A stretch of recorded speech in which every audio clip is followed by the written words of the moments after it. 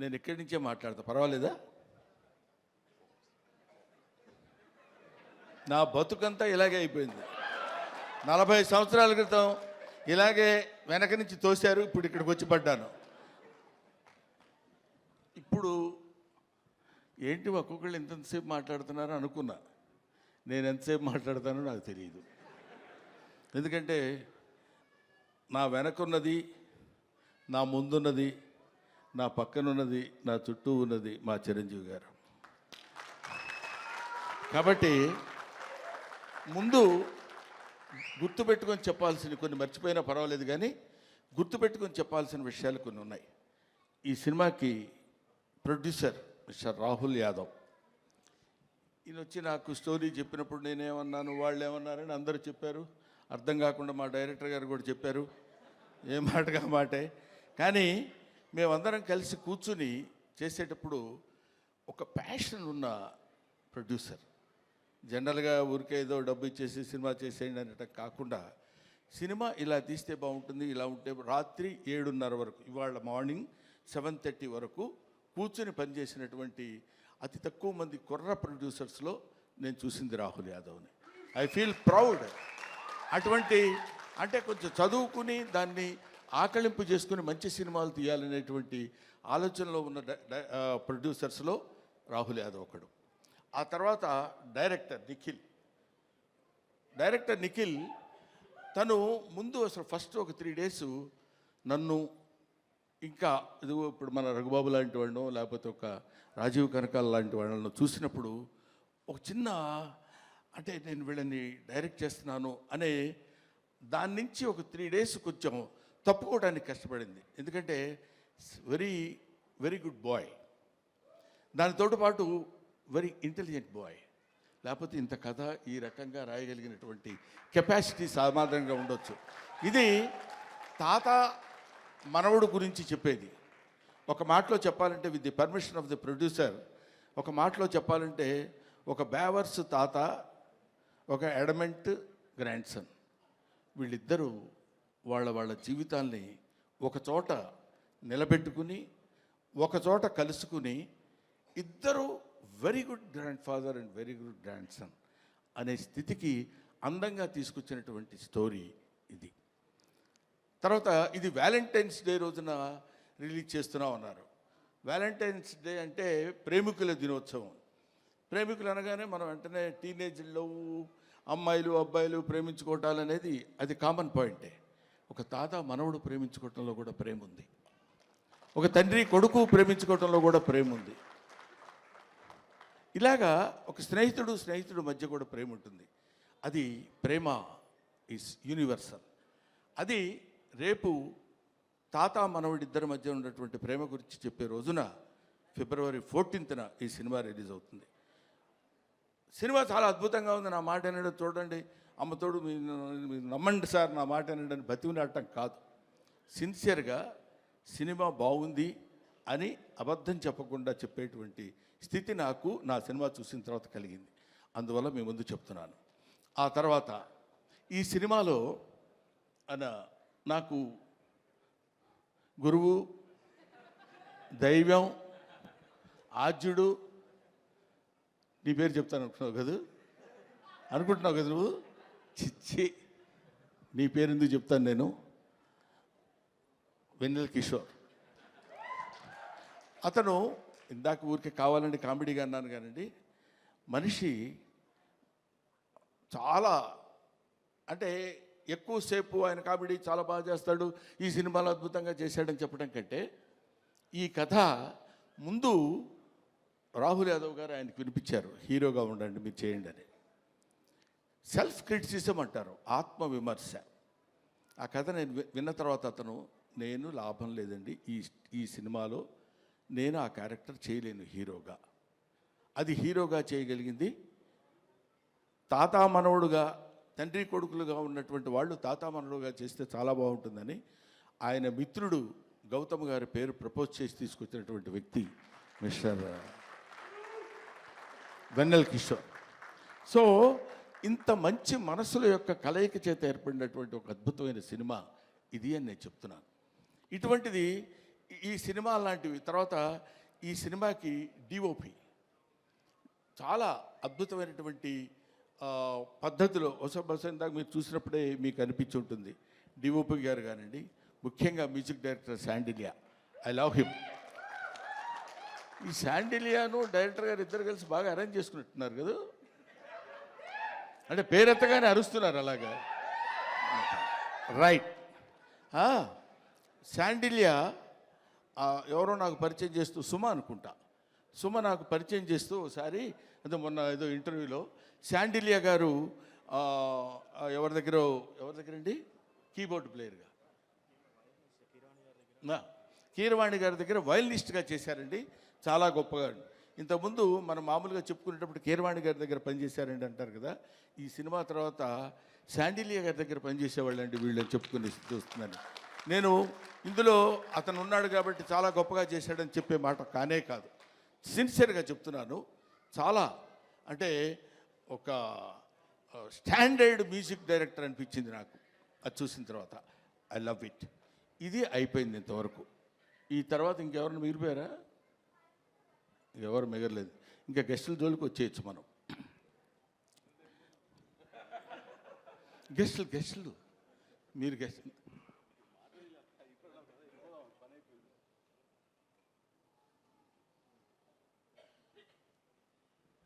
అది ఇప్పుడు అనిల్ రావిపూడి మా అబ్బాయి చెప్పాడు ఇందాక, ఈవీవి సత్యనారాయణ గారు ప్లస్ జంజాల గారు ప్లస్ ఎస్వి కృష్ణారెడ్డి గారు ప్లస్ రేలంగి నరసింహారావు గారు వీళ్ళందరినీ ఒక మిక్సీలో వేసి గిర్రుని తిప్పితే అనిల్ రావిపూడి. వీళ్ళలో ఎక్కడ ఏది ఎంతవరకు వాడాలో అంత అద్భుతమైనటువంటి కామెడీని ఈ రోజుల్లో పండించి తనకంటూ ఒక ప్రత్యేకమైన స్థానాన్ని తెచ్చి this is the power of comedy అని ప్రూవ్ చేసినటువంటి director today, that is Anil Ravipudi. This is the power of comedy అని ఊరికే నేనేదో సౌండ్ పెంచి మాట్లాడుతున్నానని కాదు, 300 crores కలెక్ట్ చేసినటువంటి సినిమా తీసినటువంటి వ్యక్తి. సో అటువంటి అనిల్ రావిపూడి ఆయన డౌన్ టు ఎర్త్, పిలవగానే అలాగే గురుగారు డెఫినెట్గా వస్తాను అని చెప్పొచ్చారు. ఆ తర్వాత మనందరం తెలుసుకోవాల్సినటువంటి వ్యక్తి, మనకి ఆదర్శప్రాయమైనటువంటి మనిషి అని అనొచ్చు, అనటానికి పెద్ద ఏమీ ఇబ్బంది పడాల్సిన అవసరం లేదు. నాగ అశ్విని గారు, ఆయన కల్కి సినిమా డైరెక్టర్. మామూలుగా ఒక సినిమా డైరెక్షన్ చేస్తేనే అసలు డోర్ దగ్గరనే కారు ఒకటి తీస్తాడు, అది తీసి ఫ్యామిలీ అనుకుంటూ వచ్చే రోజుల్లో ఒక సినిమాలో కామెడీ క్యారెక్టర్ ఏదో చేస్తే అద్భుతంగా పండిపోతే నా అంత టోళ్ళు లేడు అనుకునే రోజుల్లో ఆయనకు ఒక కారు ఉంటుంది. అది ఎవరి కోసమో వాళ్ళందరినీ మెప్పించడం కోసం పెట్టే కారు కాదు, తన పద్ధతి, తన విధానం, తను very very very what is human being అనేది ఎలా ఉండాలో మనం నేర్చుకునేటువంటి అతి తక్కువ మంది ఈ రోజుల్లో భూమి మీద సంచరిస్తున్నటువంటి రోజుల్లో నాగాశ్విన్ ఒకడు. I love him, I respect him, I admire him, everybody should admire him. ఇవాళ మనం మాట్లాడుకుంటూ చెప్పే విషయం అయిపోయారు. రఘుబాబు అనుకుంటున్నాడు నా గురించి చెప్పడేంటి, వాడు మన సుధాకర్, కమెడియన్ సుధాకర్ కొడుకున్నాడు అక్కడ బెన్నేని. వీళ్ళందరూ కొంతమంది ఉన్నారు, ఆడపిల్లల విషయం కన్ఫ్యూజ్ అవుతాను పేర్లు. మీరు మాట్లాడితే తాత తాత అంటున్నారు. నాకు చాలా సంతోషంగా ఉందండి. ఎంత సంతోషంగా ఉంది తాత అంటే. అసలు మరీ ఈ అమ్మాయి అయితే రావడం తాత అనుకుంటూ వస్తుంది సెట్లోకి. అంత మరీ వినపడేట్టు అరవక్కర్లేదులేమ్మా, తాత అనే క్యారెక్టర్ తెలుసు కదా, దానికి ఎందుకు దాని గురించి అని. సరే, ఆడపిల్లలు వాళ్ళ మేరకు అందరి చేత అద్భుతంగా నటింపజేయించినటువంటి దర్శకుడికి, వాళ్ళకి అవకాశాన్ని కల్పించినటువంటి ప్రొడ్యూసర్ గారికి అందరికీ నా హృదయపూర్వకమైన నమస్కారాలు తెలియజేసుకుంటూ, ఎవరినైనా మర్చిపోయి ఉంటే క్షమించండి, లేకపోతే లేదు, అది మీ ఇష్టం, నేను దానికి ఏం చెప్పలేను. పోతే one and only that is megastar Chiranjeevi. Megastar Chiranjeevi గారి గురించి కోర్స్ ఆయన గురించి మాట్లాడటానికి నా ఒక్కడికే క్వాలిఫైడ్ మ్యాన్ అనుకుంటున్నాను. ఆయన 40 సంవత్సరాల సుదీర్ఘమైన ప్రయాణం ఆయనతో నా 4 decades. ఆయన ఖైదీ సినిమా చూడటం కోసం భీమవరంలో అప్పుడు అత్తిలి కాలేజీలో లెక్చరర్గా చేసేవాడిని. భీమవరం వచ్చినప్పుడు పని మీద హడావుడిగా వెళ్ళిపోయి ఆ సినిమా చూసి వచ్చి ఎవడో కుర్రాడు భలే చేస్తున్నాడు రా అసలు ఏదండి అదే చెప్తున్నాను. భీమవరం నేను అత్తిలి అంటే ఒక it's neither village Nar A town కావాలనుకుంటే కొంచెం సిటీ లాంటి ప్లేస్ కావాలనుకుంటే భీమవరం వెళ్ళేవాళ్ళం. అప్పుడు నా మిస్సెస్ ప్రెగ్నెంట్గా ఉంది. ఏడ్రా ఎక్కడ నేను గబుక్కుని ఎవరినో చూపించినట్టు ఉన్నప్పుడు తను తీసుకుని భీమవరం వెళ్ళి భీమవరంలో చెకప్ చేయించుకొని అది పాజిటివ్ వచ్చింది అనగానే గబ పరిగెట్టుకుంటూ ఆవిడని లాక్కుని ఆల్మోస్ట్, ఎందుకంటే ఆ సినిమాలో ఫస్ట్ ఫైట్ బిగినింగ్లోనే ఫైట్ ఉంటుంది, ఇది ఖైదీ ఫైట్. అంతవరకు అట్లాంటి ఫైట్ చూసిన వాళ్ళు లేరు. ఇవాళ చిరంజీవి గొప్పోడయ్యాడు, చిరంజీవి చాలా గొప్పోడయ్యాడంటే he is the trend setter. Trend setter అంటే మనం to be frank with you, fights అంటే ఒక రకంగా చూసినటువంటి వాళ్ళం, ఇదేంటి ఇలా కూడా ఫైట్స్ చేయొచ్చా, ఇలా కూడా చేస్తారా అనేటువంటి ఒక దిగ్భ్రాంతిని కలిగించినటువంటి ఆనాడు ఒక ఫైటర్, ఒక ఫైట్ మాస్టర్స్కి ఏం చెప్పాలి అనేటువంటి ఆలోచనలో పెట్టినటువంటి వ్యక్తి చిరంజీవి గారు. ఆ రోజు ఖైదీ నుంచి ఈ రోజు వరకు ఆయనతో ఎన్నో ఎన్నో ఎన్నో ఎన్నో సినిమాలు చేశాను. అది పక్కన పెడితే ఆ తర్వాత కొంతమంది, ఇప్పుడు నేను కొన్ని ఫంక్షన్స్కి ఆయనతో పాటు అప్పట్లో ఘరానా మొగుడులో అది గుంటూరులో జరిగింది, 100 days ఫంక్షన్ గుంటూరులో జరిగితే మొత్తం అంటే కనుచూపు మేరకు ఇప్పుడు ఇట్లా కూర్చున్నప్పుడు ఇది ప్యాంటు ఇది షర్టు ఇట్లాగా కనపడేది కదా, అలా కనపడలే. ఇక్కడి నుంచి చూస్తే అన్ని తలకాయలు అలా అలా అలా కదులుతున్నట్టున్నాయి, 1 ఎకరం 2 ఎకరాలు. అది Chiranjeevi charisma on the stage. అది నేను చూశాను కాబట్టి నేను ఒక్కడే ఆ విషయం చెప్పగలను. అది ఆయన కారులో లక్కీగా ఏంటంటే అప్పుడు బ్రహ్మానందం చిరంజీవి గారికి చిన్న అల్సేషన్ డాగ్లా ఉండేవాడు. అంటే ఆయన రక్షిస్తాడని కాదు, ఆయన కారు ఎక్కితే గబుక్కని డాగ్ కూడా ఎక్కి కూర్చుంటుంది. అది Brahmanandam place on those days. అక్కడి నుంచి ఆయన ఎక్కిన బస్సులో బెజవాడలో స్టే చేసి గుంటూరు వరకు వస్తున్నప్పుడు బెజవాడ నుంచి గుంటూరు వరకు జనం బస్సు పక్కన ట్రైన్స్లో దాన్ని ఏమంటారు మోటార్ సైకిళ్ళ మీద వాటి మీద వీటి మీద ఏమైనా అయిపోతామేమో అన్న భయం కూడా కలిగే రోజుల్లో అది ఆయన చరిష్మా. కాలు కదిపితే 2 రాష్ట్రాలు, ఇవాళ 2 రాష్ట్రాలు, ఒకప్పుడు ఆంధ్రప్రదేశ్ గిల్ల గిల్ల గిల్ల గిల్ల కొట్టుకునేది. చిరంజీవి డాన్స్ అంటే ఇది కదా చిరంజీవి డాన్స్ అని అనుకునేవాళ్ళు. డాన్స్ సాంగ్ చెయ్యటం అంటే that credit goes to Chiranjeevi only, one and only. ఆ తర్వాత ఫైట్స్, తర్వాత కొన్నాళ్ళు మాకు భయం వేసింది మా బొచ్చల్లో రాయేస్తాడేమో అని. అంత బాగా కామెడీ చేస్తాడు ఆయన.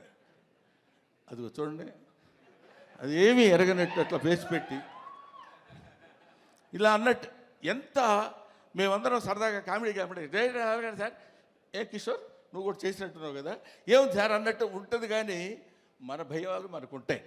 అది అనేక రకాలైనటువంటి, ఇప్పుడు ఎవరు నేర్పారమ్మ ఈ కొమ్మకు పూలిమ్మని రెమ్మకు అన్నట్టు ఎవడు నేర్పాడు ఈయనకి? హార్స్ రైడింగ్ ఎవరు నేర్పాడు?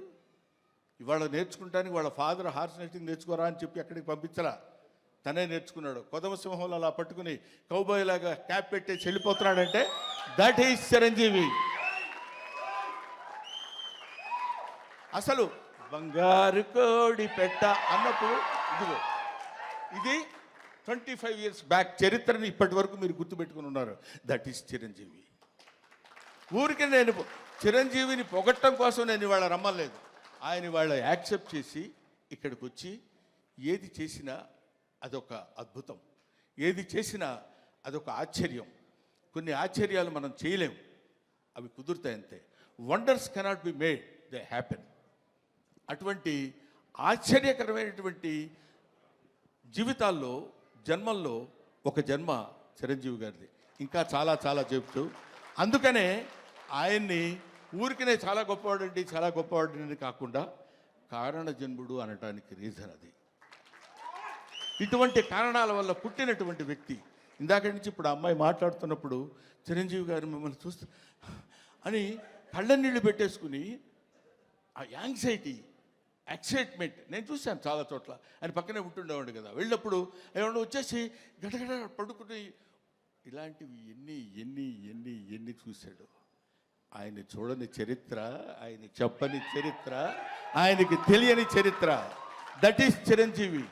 ఈరోజు చిరంజీవి గారు ఇంకొక విషయం చెప్పేసి బోరు కొడుతున్నారా అనిపించుకోవడం కోసం చెప్పా. ఇంకో విషయం ఏంటంటే, నేను కింగ్ ఇండియన్ సినిమా కాదు, కింగ్ ఆఫ్ వరల్డ్ ఫిలిం. ఇవాళ కాదు, నేనేదో ఊరికనే మీరు ఇండియా అన్నారు కాబట్టి నేను వరల్డ్ అందామని కాదు. ఇలాంటి మూమెంట్స్ కొన్ని లక్షల మూమెంట్స్ చేశాడు. ఊరికే చిరంజీవి గారి గురించి ఇంకా ఎంతో గంటలు గంటలు గంటలు గంటలు చెప్పినా సరిపోదు. ఒక్క విషయం చెప్తున్నా, మొన్న ఈ మధ్య వచ్చినటువంటి Guinness book of world record గురించి. ఒక సాంగ్లో కొన్ని మూమెంట్స్ ఉండాలి.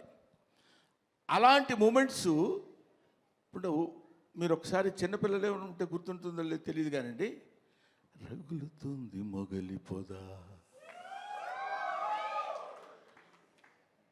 ఆ పాటలో బా ఏంటిది బాడీయా లేకపోతే ఏదన్నా ఒక రబ్బర్ ఇదే అనేటువంటి స్థితిలో ఆ సాంగులో ఉన్న మూమెంట్స్ మాత్రమే మనం చూసి కౌంట్ చేసుకోగలిగాం. ఒక్కొక్క మూమెంట్ ఓకే చేయడానికి ఆ కొరియోగ్రాఫర్ ఎన్ని టేక్స్ చేస్తుంటాడో ఆలోచించండి. హీరోయిన్ తప్పు చేసినా చేయాలి, ఆయన తప్పు చేసినా చేయాలి, పొరపాటు జరిగితే చేయాలి. అలాంటిది ఒక్కొక్క పాటలో కొన్ని 500 సార్లు 1000 సార్లు రిహార్సల్ చేసి ఉంటాడు ఆయన. అలాంటి పాటలు ఎన్ని సినిమాల్లో చేసి పాట, డాన్స్, కొరియోగ్రఫీ అంటే చిరంజీవి. కొత్త వాళ్ళు ఎవడన్నా వచ్చాడంటే ప్రభుదేవాకి ఆ రోజుల్లో చెప్పి దా నువ్వు చెప్పు చెయ్యి ఏం చేస్తావని జగదేక వీరుడు అతిలోక సుందరిలో చేస్తుంటే అది ఈయనకి ఏం చెప్పాలి ఎలా చెప్పాలి అనే లారెన్స్ మాస్టర్ దగ్గర నుంచి తిప్పలు పడ్డాయి నాకు తెలుసు. అటువంటి చిరంజీవి గారి గురించి ఇంకా చాలా చాలా చెప్పచ్చు. ఇప్పుడు ఎంత ఎదిగినా అంత ఒదిగి ఉండేటువంటి మనస్తత్వం కలిగిన వాడు చిరంజీవి అంటానికి నా బిడ్డ విషయంలో జరిగిన చిన్న సంఘటన చెప్తాను. ఇంతటితోటి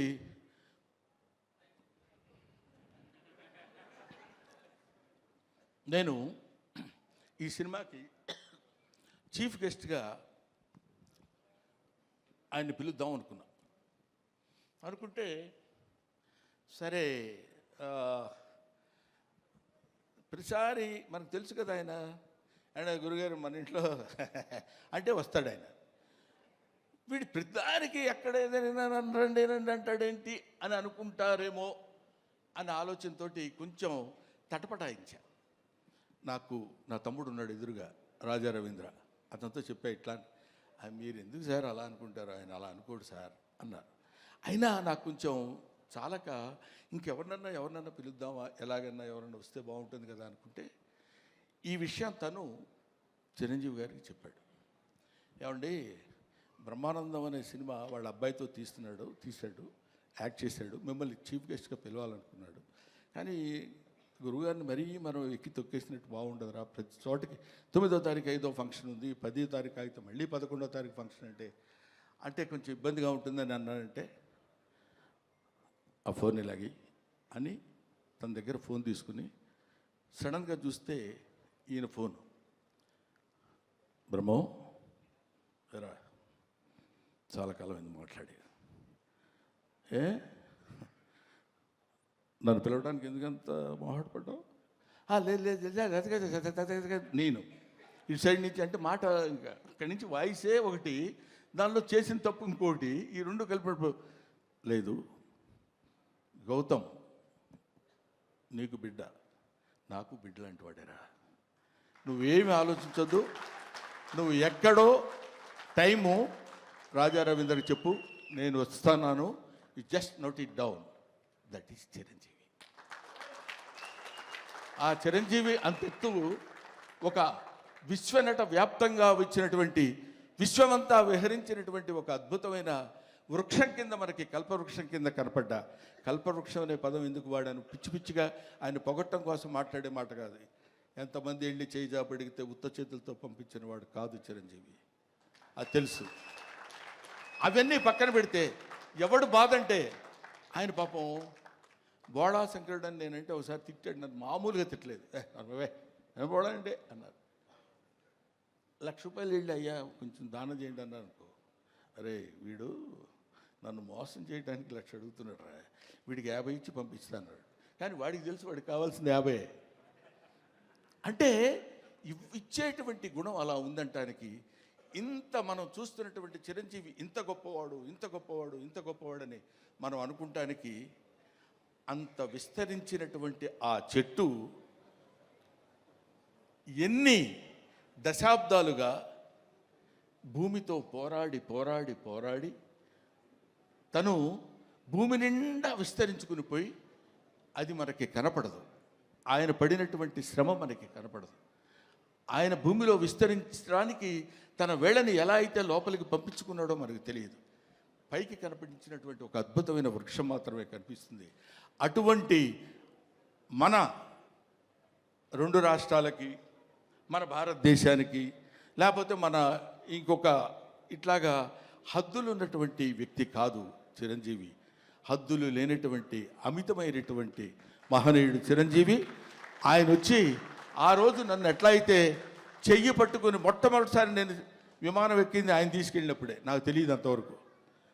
చెయ్యి పట్టుకొని ఫ్లైట్ ఎక్కించి తీసుకొచ్చారు. ఇవాళ నా బిడ్డని చేయి పట్టుకుని ఇప్పుడు ఈ విమానం ఎక్కిస్తున్నారు. Thank you very much, thanks a lot. Thank you Brahmanandam garu. And